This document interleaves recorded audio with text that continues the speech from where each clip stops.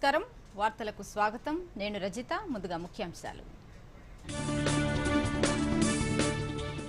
ఉమ్మడి వరంగల్ నల్గొండ జిల్లాలో భారీ వర్షాలు 5 జిల్లాలకు నేడు రెడ్ అలర్ట్ పాఠశాలలకు 2 రోజుల పాటు సెలవులు బంగాళాఖాతంలో బలపడుతున్న అల్పపీడనం వచ్చే 72 గంటలు అప్రమత్తంగా ఉండాలన్న సీఎం రేవంత్ ప్రాణ ఆస్తి నష్టం వాటిల్లకుండా జాగ్రత్తలు తీసుకోవాలని ఆదేశం రాష్ట్రంలోని ప్రతి జిల్లా కలెక్టరేట్లో తెలంగాణ తల్లి విగ్రహం ఒక్కో చోట 13 లక్షల ఖర్చుతో విగ్రహాల ఏర్పాటు ప్రభుత్వ నిర్ణయాన్ని వ్యతిరేకిస్తున్నామన్న ఎమ్మెల్సీ కవిత కీలక నిర్ణయాలకు ఆమోదం తెలిపిన కేంద్ర కేబినెట్ ఏపీ సహా ఒడిశా పంజాబ్లో సెమీ కండక్టర్ కేంద్రాల ఏర్పాటు 5,800 కోట్లతో లక్నో మెట్రో ఫేజ్ 1Bకి ఆమోదం ఐటీ సవరణ బిల్లుకు ఆమోదం తెలిపిన పార్లమెంట్ పన్ను విధానాల సరళీకృతమే కొత్త చట్టాల లక్ష్యమన్న మంత్రి నిర్మలా సీతారామన్ గనులు ఖనిజాల సవరణతో పాటు భారతీయ ఓడరేవుల బిల్లుకు లోక్సభ ఆమోదం ముంబై వేదికగా ప్రారంభమైన 18వ అంతర్జాతీయ ఖగోళ భౌతిక శాస్త్ర ఒలింపియాడ్ మానవాళి శ్రేయస్సు కోసం అంతరిక్ష శాస్త్రాన్ని ఉపయోగించుకోవాలంటూ వీడియో సందేశంలో ప్రధాని మోదీ పిలుపు ఇక వివరాలు రాష్ట్రంలోని పలు జిల్లాలను భారీ వర్షాలు ముంచెత్తుతున్నాయి వచ్చే 72 గంటల్లో రాష్ట్ర వ్యాప్తంగా భారీ నుంచి అతి భారీ వర్షాలు పడతాయని వాతావరణ శాఖ హెచ్చరించిన నేపథ్యంలో అధికారులు సిబ్బంది అందరూ అప్రమత్తంగా ఉండాలని సీఎం రేవంత్ రెడ్డి ఆదేశించారు ఎప్పటికప్పుడు స్థానికంగా సమాచారాన్ని సేకరించాలని పరిస్థితులను అంచనా వేసుకోవాలని సూచించారు లోతట్టు ప్రాంతాలను ఎప్పటికప్పుడు అప్రమత్తం చేయాలని ఎంతటి భారీ వర్షాలు వచ్చినా ప్రాణ ఆస్తి పశుసంపదకు నష్టం వాటిల్లకుండా చూడాలని సీఎం ఆదేశాలు జారీ చేశారు అన్ని శాఖల ఉన్నతాధికారులు జిల్లా కలెక్టర్లతో బంజారాహిల్స్లోని కమాండ్ కంట్రోల్ సెంటర్ నుంచి ముఖ్యమంత్రి రేవంత్ రెడ్డి మంగళవారం సాయంత్రం వీడియో కాన్ఫరెన్స్ నిర్వహించారు అన్ని శాఖల అధికారులకు సిబ్బందికి సెలవులను రద్దు చేయాలని అధిక వర్షాలు వరద ప్రభావం తీవ్రంగా ఉండే ప్రాంతాలకు సహాయక సిబ్బందిని ముందస్తుగా పంపించాలని చెప్పారు మరోవైపు భారీ వర్ష సూచన దృష్ట్యా తెలంగాణలోని 5 జిల్లాల్లోని పాఠశాలలకు ఈ రోజు రేపు సెలవులు ప్రకటిస్తూ పాఠశాల విద్యాశాఖ ఉత్తర్వులు జారీ చేసింది వరంగల్ హనుమకొండ జనగామ మహబూబాబాద్ యాదాద్రి భువనగిరి జిల్లాల్లోని పాఠశాలలకు సెలవులు ప్రకటించింది ఇక గ్రేటర్ హైదరాబాద్ పరిధిలోని పాఠశాలల్లోనూ బుధ గురువారాల్లో ఒంటిపూట బడులు నిర్వహించాలని పాఠశాల విద్యాశాఖ పేర్కొంది ఐటీ ఉద్యోగులు ఇతర సిబ్బందికి ఈ రోజు వర్క్ ఫ్రం హోం అవకాశం ఇవ్వాలని ఆదేశిస్తూ ఐటీ శాఖ ప్రత్యేక ప్రధాన కార్యదర్శి సంజయ్ కుమార్ ఉత్తర్వులు జారీ చేశారు కుండపోత వానలతో నగరంలోని రోడ్లు జలమయమై ట్రాఫిక్ సమస్య తలెత్తుతుందనే అంచనాలతో సర్కారు ఈ నిర్ణయం తీసుకుంది నేడు యాదాద్రి భువనగిరి జనగామ హనుమకొండ వరంగల్ మహబూబాబాద్ జిల్లాలకు వాతావరణ శాఖ రెడ్ అలర్ట్ జారీ చేసింది మిగిలిన జిల్లాలకు ఆరెంజ్ ఎల్లో అలర్ట్ జారీ చేసింది రాష్ట్రంలోని పలు జిల్లాలను భారీ వర్షాలు ముంచెత్తాయి ముఖ్యంగా ఉమ్మడి వరంగల్ నల్గొండ జిల్లాలు అతలాకుతలమయ్యాయి లోతట్టు ప్రాంతాలు జలదిగ్బంధం కావడంతో జనజీవనానికి ఆటంకం కలిగింది సోమవారం రాత్రి నుంచి మంగళవారం ఉదయం వరకు చాలా జిల్లాల్లో 10 సెంటీమీటర్లకు పైగా వర్షపాతం నమోదైంది అత్యధికంగా వరంగల్ జిల్లా సంగెం మండలంలో 21.8 సెంటీమీటర్లు నమోదైంది 12 ప్రాంతాల్లో 10.7 సెంటీమీటర్లకు పైగా కురిసింది వేర్వేరు ఘటనల్లో 2 మృతి చెందగా 3.5 గంటల పాటు కుండపోత వర్షంతో వరంగల్ హనుమకొండ ప్రాంతాల్లో 40 కాలనీలు జలమయమయ్యాయి ఉమ్మడి నల్గొండ జిల్లాలోని 73 మండలాల్లో వర్షం కురవగా సూర్యాపేట జిల్లా నాగారంలో 19 సెంటీమీటర్ల వర్షపాతం నమోదైంది వాగులు పొంగి పొర్లటంతో పలు మార్గాల్లో రాకపోకలు నిలిచిపోయాయి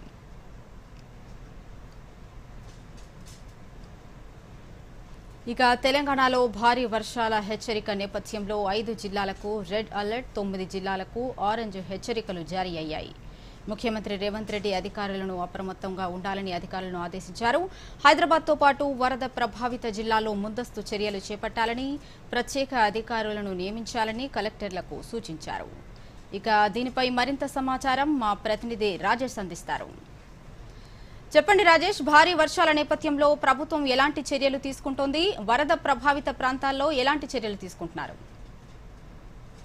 మార్నింగ్ రజిత బంగాళాఖాతంలో ఏర్పడిన అల్పపీడన ప్రభావంతో తెలంగాణ వ్యాప్తంగా భారీ వర్షాలు కురుస్తున్నాయి. ఈ వర్షాలు 3 నుంచి 4 రోజులు కురిసే అవకాశం ఉన్నందున ముందస్తు చర్యలు తీసుకోవాలని ఇప్పటికే ముఖ్యమంత్రి రేవంత్ రెడ్డి జిల్లా కలెక్టర్లతో సమీక్షా సమావేశం నిర్వహించి తగు ఆదేశాలు జారీ చేశారు.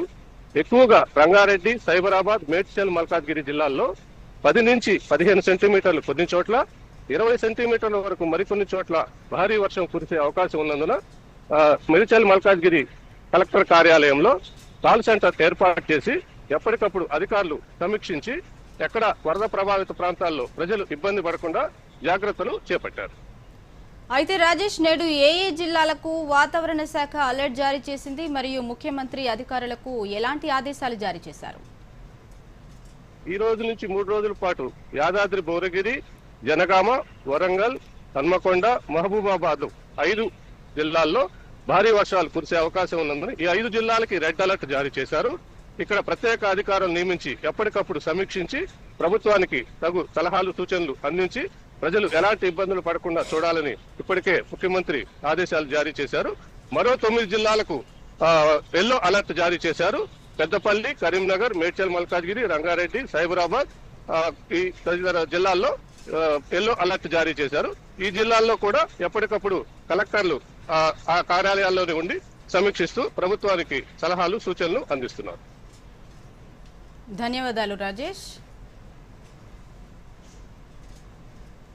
ఇక సూర్యాపేట జిల్లాలో భారీ వర్షాల నేపథ్యంలో రైతులు, ప్రజలకు ఇబ్బందులు కలగకుండా జిల్లా కలెక్టర్ తేజస్ నందలాల్ పవర్ ప్రత్యేక చర్యలు చేపట్టారు. లోతట్టు ప్రాంతాల్లోని ప్రజలను అప్రమత్తం చేసి వరద ప్రభావిత ప్రాంతాల్లో పర్యటించి వారి సమస్యలను స్వయంగా తెలుసుకుంటున్నారు. మరో 2 రోజులు భారీ వర్షాలు కురిసే అవకాశం ఉందన్న నేపథ్యంలో 24 గంటలు అత్యవసర సేవలు అందించేందుకు కలెక్టర్ కార్యాలయంలో కాల్ సెంటర్ ఏర్పాటు చేశారు. మరోవైపు జిల్లాలో ఎరువుల కొరత లేకుండా చూసేందుకు పటిష్ట వ్యవస్థను ఏర్పాటు చేశారు. వ్యవసాయ శాఖ అధికారులు రైతులకు నిత్యం అందుబాటులో ఉండాలని ఆదేశాలు జారీ చేశారు. ప్రజా సమస్యల పరిష్కారంలో ముందుండి పనిచేస్తున్న కలెక్టర్ తేజస్ నందలాల్ పవర్తో సూర్యాపేట జిల్లా దూరదర్శన్ ప్రతినిధి అశోక్ ఫేస్ టు ఫేస్ ఇప్పుడు చూద్దాం. సూర్యాపేట జిల్లా వ్యాప్తంగా ఆకస్మిక తనిఖీలు చేపడుతూ నిత్యం ప్రజల్లో అందుబాటులో ఉంటూ ప్రజా సమస్యలపై దృష్టి సారిస్తూ అభివృద్ధి దిశగా సూర్యాపేట జిల్లాని తీసుకువెళ్తున్న సూర్యాపేట జిల్లా కలెక్టర్ తేజస్ నందలాల్ పవర్ గారి వద్ద మనం ఉన్నాం. ప్రస్తుతం వారితో మాట్లాడే ప్రయత్నం చేద్దాం. సార్ నమస్కారం అండి. సూర్యాపేట జిల్లాలో వరద ప్రభావం ఏ విధంగా ఉంది? నిన్న భారీ మొత్తంలో వర్షం కురిసినట్లుగా కూడా తెలుస్తూ ఉంది. దానికి సంబంధించి క్షేత్రస్థాయిలో ఈరోజు మీరు పరిశీలన కూడా చేపట్టారు. మీ దృష్టికి ఎలాంటి అంశాలు వచ్చాయి? ఏ విధంగా చర్యలు చేపడుతూ ఉన్నారు? సూర్యాపేట జిల్లాలో మనకి నిన్న హెవీ రెయిన్స్ వస్తాయని అలర్ట్ ముందే మనకి ఐఎండీ డిపార్ట్మెంట్ కావచ్చు, గవర్నమెంట్ నుంచి అలర్ట్స్ రావడం జరిగింది.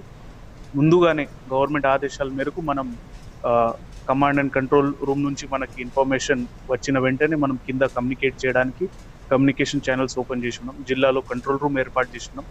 అదేవిధంగా ర్యాపిడ్ రెస్పాన్స్ టీమ్స్ మనం 3 టీమ్స్ స్టేషన్ చేసి ఉన్నాం. కోదాడ్లో ఒకటి, హుజూర్ నగర్లో ఒకటి, సూర్యాపేటలో ఒకటి. డివిజన్ లెవెల్ రెస్పాన్స్ టీమ్స్ వివిధ అధికారుల బృందంతో వాళ్ళ కెపాసిటీని మనం వాడుకుంటూ 3 రెస్పాన్స్ టీమ్స్ రెడీ ఉన్నాయి. మనకి ఎక్కువ సూర్యాపేట డివిజన్లో ఎక్కువ వర్షం రావడం జరిగింది. దాంట్లో మనకి తిరుమలగిరి మండల్ కావచ్చు, తుంగతుర్తి కావచ్చు, మద్దిరాల కావచ్చు, నూతన్కాల్ కావచ్చు, నాగారం కావచ్చు, ఆ మండలాల్లో ఎక్కువ వర్షం రావడం జరిగింది. మనకి అలర్ట్ వచ్చిన వెంటనే ముందు ఎల్లో అలర్ట్ రావడం, తర్వాత దానికి ఆరెంజ్ అలర్ట్ కింద అప్గ్రేడ్ చేయడం, అది వచ్చిన అలర్ట్స్ అందరు అధికారులకి తెలియజేసి వాళ్ళకి క్షేత్రస్థాయిలో మనం ముందే పంపడం జరిగింది. మనకి ఫీల్డ్ విజిట్ చేస్తే కూడా మనకి ఎక్కడైతే వాగులు ఉన్నాయో లేదంటే కల్వర్ట్స్ ఉన్నాయో అక్కడ ప్రత్యేకంగా మానిటరింగ్ చేస్తూ మనకి వెహికల్ మూవ్మెంట్ కావచ్చు, మనుషుల మూవ్మెంట్ కావచ్చు, అది ప్రత్యేకంగా మనం మానిటర్ చేస్తూ ఉన్నాం. కొంతమంది పొలం పనులు పోయినప్పుడు వారికి కూడా అలర్ట్ చేసి రెయిన్ఫాల్ అలర్ట్స్ కావచ్చు ప్రజలందరికీ అప్రమత్తంగా చేయడం మనం చేస్తూ ఉన్నాం. మున్సిపల్ ప్రాంతంలో కూడా ప్రత్యేకంగా స్పెషల్ టీంలు ఏర్పాటు చేసి ఎక్కడికే అక్కడ మనకి నీళ్లు ఆగకుండా వెళ్ళిపోయే విధంగా వాళ్ళు కోఆర్డినేట్ చేస్తూ ఉన్నారు. ట్రాఫిక్ ఇబ్బంది లేకుండా కూడా చూసుకుంటున్నాం. సూర్యాపేట జిల్లా కలెక్టర్ గారు తెలియజేస్తున్నటువంటి విషయము, వరదల నేపథ్యంలో కూడా అప్రమత్తం చేశాము. 24 గంటలు కలెక్టర్ కమాండింగ్ కంట్రోల్ రూమ్ ఒకటి సెంటర్ అందుబాటులో నుంచి ముఖ్యంగా ఏ సమయంలోనైనా కాల్ చేసి సహాయం పొందవచ్చని కలెక్టర్ గారు తెలియజేయడం జరిగింది. కెమెరా పర్సన్ రవితో అశోక్, సూర్యాపేట నుంచి దూరదర్శన్. శ్రీశైలం ప్రాజెక్టుకు ఎగువ నుంచి భారీగా వరద నీరు వస్తుండటంతో నీటిపారుదల శాఖ అధికారులు 4 గేట్లు ఎత్తి నీటిని దిగువకు విడుదల చేస్తున్నారు. ఈ సీజన్లో ఇప్పటివరకు 3వ సారి గేట్లు ఎత్తారు. జూరాల, సుంకేసుల ప్రాజెక్టుల నుంచి వస్తున్న నీటితో శ్రీశైలంలోకి 2 లక్షల క్యూసెక్ల వరద నీరు వచ్చి చేరుతుండగా 2 లక్షల క్యూసెక్ల నీటిని నాగార్జున సాగర్కు విడుదల చేస్తున్నారు. శ్రీశైలం ప్రాజెక్టు పూర్తి స్థాయి నీటి మట్టం 885 అడుగులకు గాను 882.70 అడుగులకు నీరు వచ్చి చేరిందన్నారు. ఇక శ్రీశైలం ప్రాజెక్టు నుంచి నీటి విడుదలతో నాగార్జున సాగర్కు ప్రవాహం పెరిగింది. దీంతో అధికారులు 16 క్రస్ట్ గేట్లను 5 అడుగుల మేర తెరిచి నీటిని దిగువకు వదులుతున్నారు. ప్రాజెక్టుకు 1,77,173 క్యూసెక్ల వరద వస్తోంది. స్పిల్వే ద్వారా 1,28,768 క్యూసెక్ల నీటిని విడుదల చేస్తున్నారు. సాగర్ ప్రస్తుత నీటి మట్టం 589 అడుగులుగా ఉంది.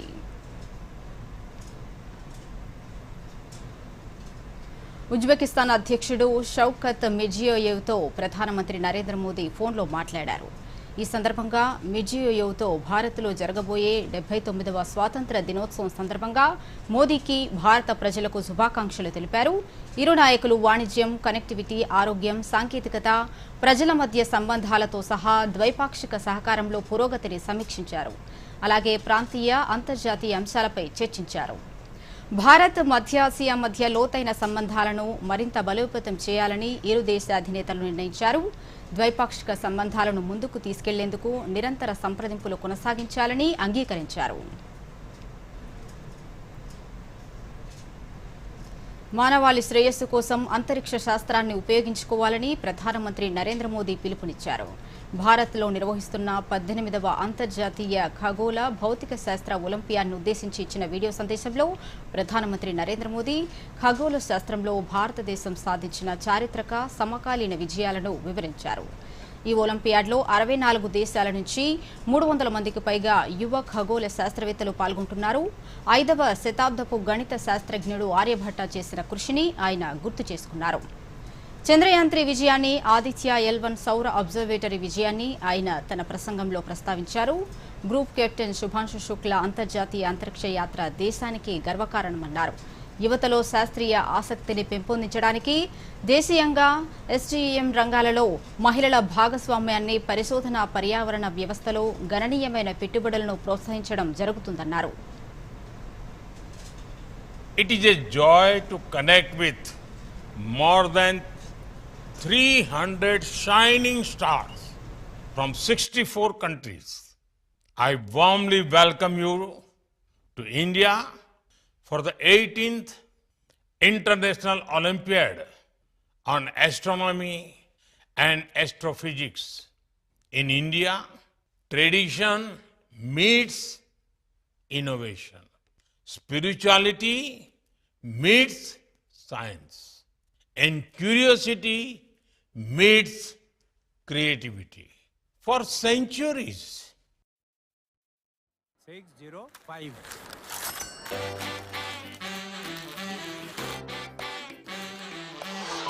మార్చండి అలవాటు మార్చండి.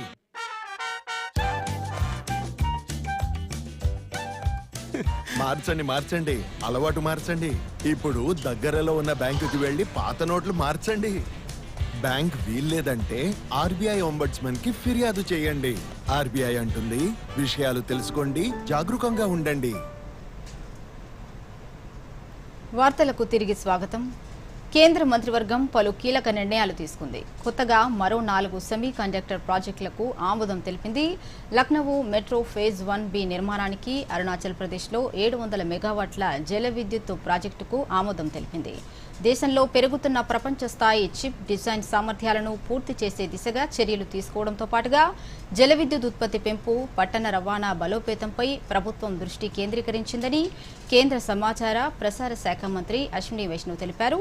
దీనిపై వివరాలు.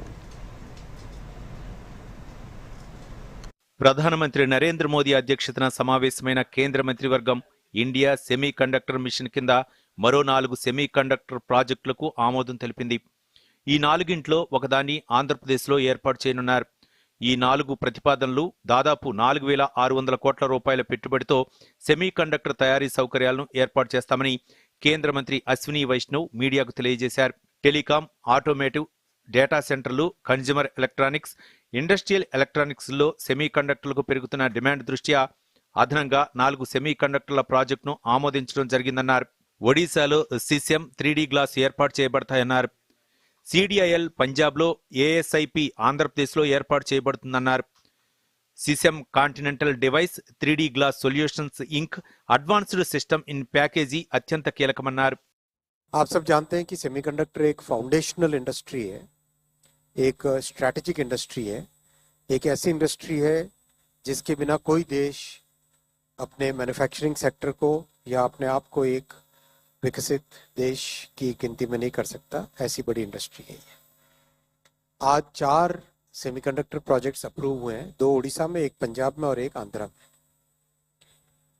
आप जानते हैं कि 2022 में जब सेमीकंडक्टर मिशन लॉन्च हुआ, माननीय प्रधानमंत्री जी का दूरदर्शी नेतृत्व है, जिस के तहत उन्होंने एक लॉन्ग टर्म स्ट्रैटेजी के तहत काम चालू किया और कंप्लीट इकोसिस्टम पे ध्यान देने का प्रधानमंत्री जी का हमेशा मार्गदर्शन रहा. టెలికాం, ఆటోమేటివ్, డేటా సెంటర్లు, కన్జ్యూమర్ ఎలక్ట్రానిక్స్, ఇండస్ట్రియల్ ఎలక్ట్రానిక్స్లో సెమీ కండక్టర్లకు పెరుగుతున్న డిమాండ్ దృష్ట్యా మరో 4 సెమీ కండక్టర్ల ప్రాజెక్టులు ఏర్పాటు చేయడం జరుగుతుందన్నారు.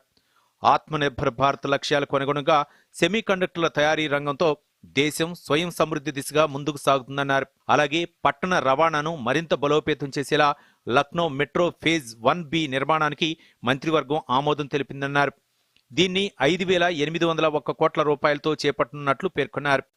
అరుణాచల్ ప్రదేశ్లో 700 మెగావాట్ల జల విద్యుత్ ప్రాజెక్టుకు కేబినెట్ ఆమోదం తెలిపిందని కేంద్ర మంత్రి అశ్విని వైష్ణవ్ వెల్లడించారు. बंसिरी इनको फीड करके बाद में एक ब्रह्मपुत्र नदी बड़ी एक बन के निकलती है और पहाड़ों से निकलने वाली बहुत सारी, तो इससे कई अपॉर्चुनिटीज क्रिएट होती है. ये उसका डिस्ट्रिक्ट वाला मैप है जिसमें आप अलग अलग डिस्ट्रिक्ट से आते हुए इन ट्रिब्यूटरीज को देख सकते हैं. इन ट्रिब्यूटरीज में बहुत बड़ा बेनिफिट ये है कि हिली एरिया होने के कारण, पहाड़ी एरिया होने के कारण run of the river power projects बनाए जा सकते हैं. तो रन ऑफ द रिवर में ये फायदा होता है कि एक ही नदी पर मल्टीपल प्रोजेक्ट्स बनाए जा सकते हैं. एक ऊपर बनाया, फिर बीच में बनाया, फिर तीसरा बनाया, फिर चौथा बनाया. एक ही नदी से मल्टीपल टाइम्स इलेक्ट्रिसिटी जनरेट की जा सकती है. Bureau report, Doordarshan news. Nizamabad జిల్లాలో 79వ స్వాతంత్ర దినోత్సవం సందర్భంగా భారతీయ జనతా పార్టీ ఆధ్వర్యంలో గాంధీ చౌరస్తా నుంచి తిలక్ గార్డెన్ వరకు భారీ తిరంగా ర్యాలీ నిర్వహించారు. ఈ కార్యక్రమంలో ఎమ్మెల్యే ధన్పాల్ సూర్యనారాయణ గుప్తా ముఖ్య అతిథిగా పాల్గొన్నారు.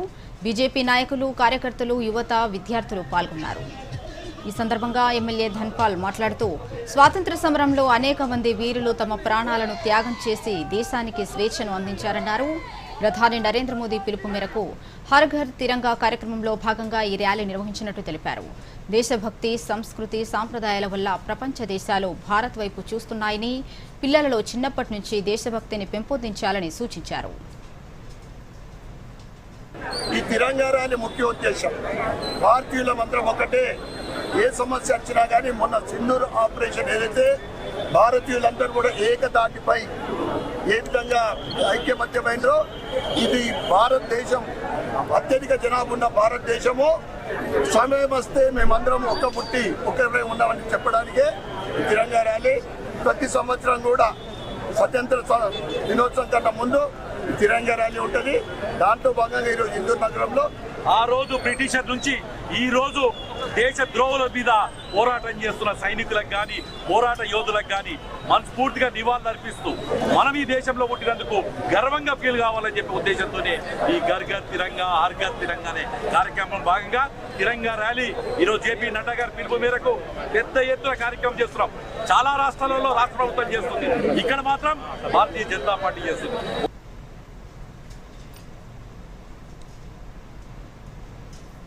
ఈ విషయాలకు కూడానే అన్ని ప్రాపర్ గా జరుగుతాయి. నిన్న అతని బ్యాంక్ అకౌంట్ లో 15,000 రూపాయల ఫ్రాడ్ జరిగింది తెలుసా? ఆయన ఏ టెన్షన్ లేదు అతనికి. చూడు టెన్షన్ ఎందుకు? నా తప్పేం లేదుగా. అయినా ఫ్రాడ్ జరిగినప్పుడు నేను వెంటనే బ్యాంక్ ఇన్ఫార్మ్ చేసేసా. ఆర్బీఐ అంటుంది మీ అకౌంట్ లోంచి ఎవరైనా మోసంగా డబ్బు తీసినట్టయితే బ్యాంకుకి వీలైనంత త్వరగా ఇన్ఫార్మ్ చేయండి. 3 రోజుల్లోగా చేస్తే ఏ నష్టం ఉండదు. ఎంత లేట్ చేస్తే అంత ఎక్కువ నష్టం. ఇంకోటి, అన్ని జరిగిపోవు, ప్రాపర్ గా జరిపించాల్సి వస్తుంది. ఆర్బీఐ అంటుంది. విషయాలు తెలుసుకుంటే జాగరూకంగా ఉండండి. వార్తలకు తిరిగి స్వాగతం. నషాముక్త్ భారత్ అభియాన్ 5వ వార్షికోత్సవ వేడుక న్యూఢిల్లీలో జరగనుంది. ఈ కార్యక్రమాన్ని కేంద్ర సామాజిక న్యాయం సాధికారత మంత్రిత్వ శాఖ ఢిల్లీ ప్రభుత్వంతో కలిసి సంయుక్తంగా ఈ రోజు నిర్వహిస్తోంది. నషాముక్త్ భారత్ అభియాన్ ప్రారంభించిన నాటి నుంచి గణనీయ పురోగతి సాధించింది. ఈ కార్యక్రమం ద్వారా 18 కోట్ల మందికి పైగా అవగాహన కల్పించారు. ఇందులో 6 కోట్ల మంది యువత, 4 కోట్ల మంది మహిళలు ఉన్నారు. Art of living, Brahmakumari, Sant Nirankari mission, Ramachandra mission, ISKCON, all world Gayatri Parivar వంటి ఆధ్యాత్మిక సామాజిక సంస్థలు ఈ ప్రచారానికి మద్దతు ఇస్తూ విస్తృత అవగాహన కార్యక్రమాలు నిర్వహిస్తున్నాయి.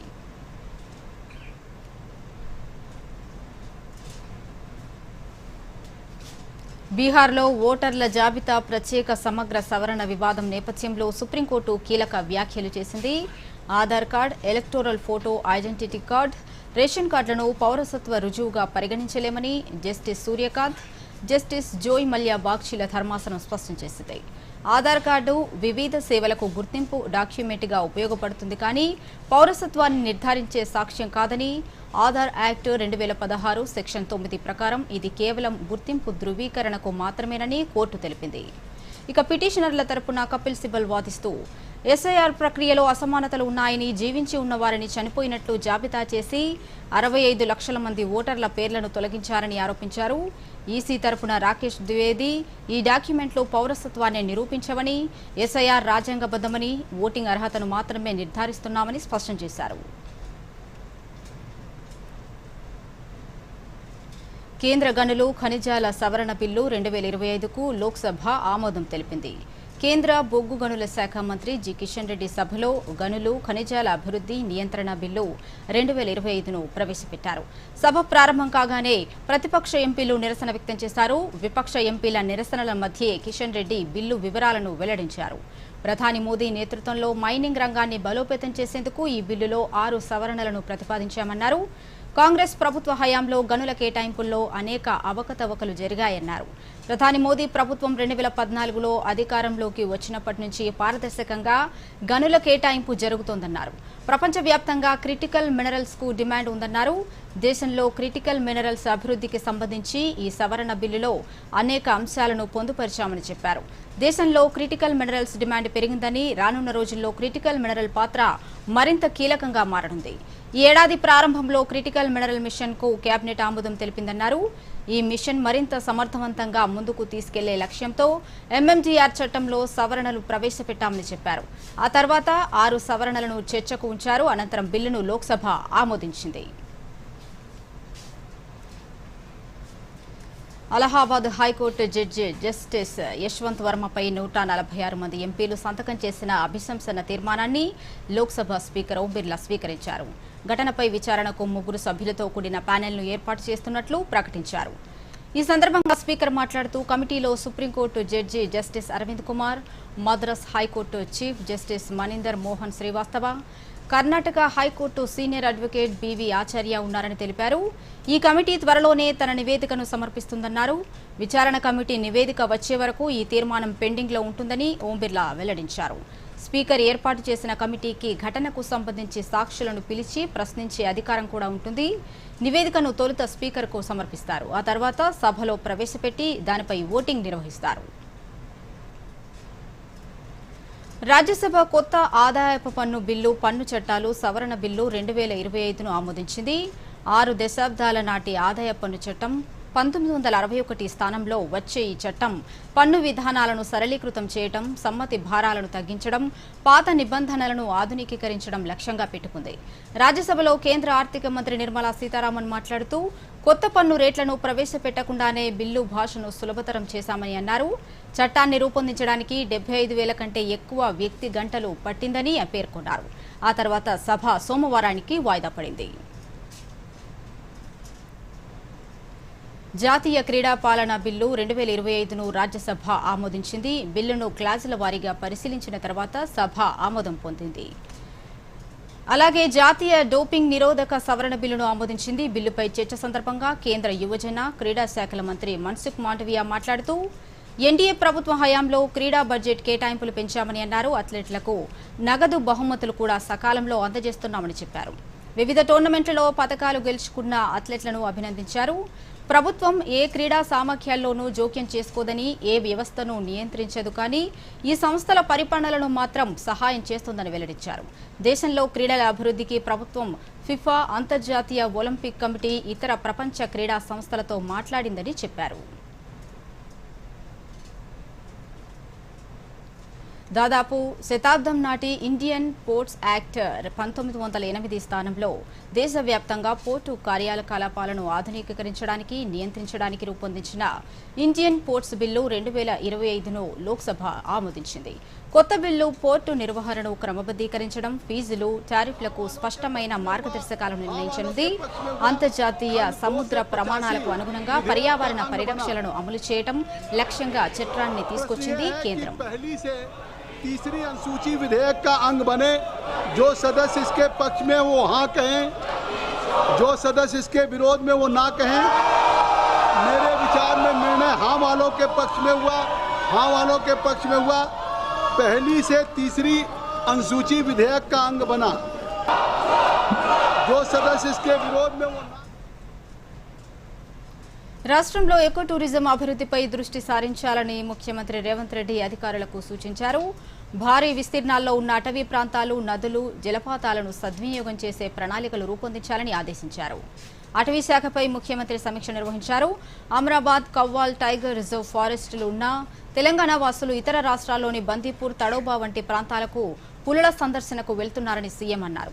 అమరాబాద్, కవ్వాల్ టైగర్ రిజర్వ్ ఫారెస్టులకు సందర్శకుల సంఖ్య పెంచేలా సౌకర్యాలు కల్పించాలన్నారు. అటవీ, రెవెన్యూ శాఖల మధ్య భూ వివాదాల పరిష్కారానికి సంయుక్త సర్వే చేపట్టాలని సూచించారు. హైదరాబాద్ తర్వాత రాష్ట్రంలో పెద్ద నగరమైన వరంగల్లో జూను ప్రభుత్వ, ప్రైవేట్ భాగస్వామ్యంతో అభివృద్ధి చేసేందుకు ఉన్న అవకాశాలపై అధ్యయనం చేయాలన్నారు.